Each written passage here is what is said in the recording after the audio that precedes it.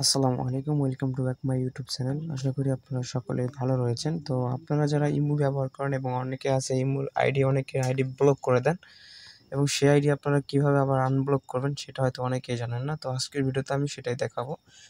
তো এই জন্য আপনাদের যেটা করতে হবে, ফার্স্ট অফ অল আপনার ইমো অ্যাপ্লিকেশনটি ওপেন করে নেবেন। দেন ওপেন করার পর আপনাদের যেটা করতে হবে, এরপর আপনাদের যেটা করতে হবে, এখান থেকে আপনাদের প্রোফাইলে যে লোগো আইকনটা রয়েছে এখানে প্রোফাইলে একটা ক্লিক করে দেবেন।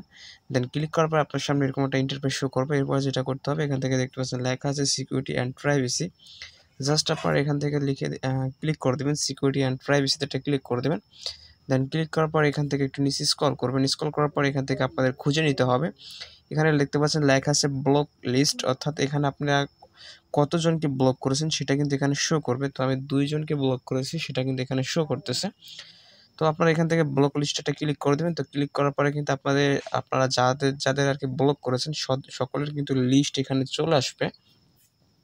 তো আমার 2টা রয়েছে, এজন্য 2টা চলে এসেছে। তো আপনারা এখান থেকে কাকে আনব্লক করতে চান, অর্থাৎ ব্লক থেকে উঠাইতে চান, তো এখান থেকে আপনার ধরেন আমি এই আইডিটা ব্লক করেছি, তো এটা আমি এখান থেকে উঠাবো। এজন্য কি করতে হবে, এখান থেকে দেখতে পাচ্ছেন লেখা আছে আনব্লক। আপনারা জাস্ট এখান থেকে আনব্লক একটা ক্লিক করে দেবেন।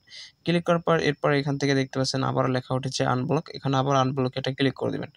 তো অলরেডি কিন্তু আমাদের কাজটা কমপ্লিট হয়ে গেছে। এখন কিন্তু যাকে আমরা ব্লক করছি এবং সেটা আমরা আনব্লক করলাম, এখন কিন্তু সে চাইলে আমাকে কল করতে পারবে এবং আপনিও চাইলে কল করতে পারবেন এবং আগের মতো সিস্টেমগুলো মেসেজ আদান-প্রদান সকল পারমিশন কিন্তু সে পেয়ে গেল। সো আশা করি আপনারা সকলে বুঝতে পেরেছেন।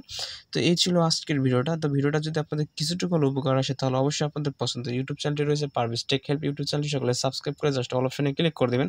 তাহলে কিন্তু এই ধরনের নতুন ভিডিও কখনো মিস করবেন না। আর অবশ্যই কমেন্ট করে জানাবেন যে আপনারা কোন ধরনের ভিডিও চান। ধন্যবাদ সকলকে।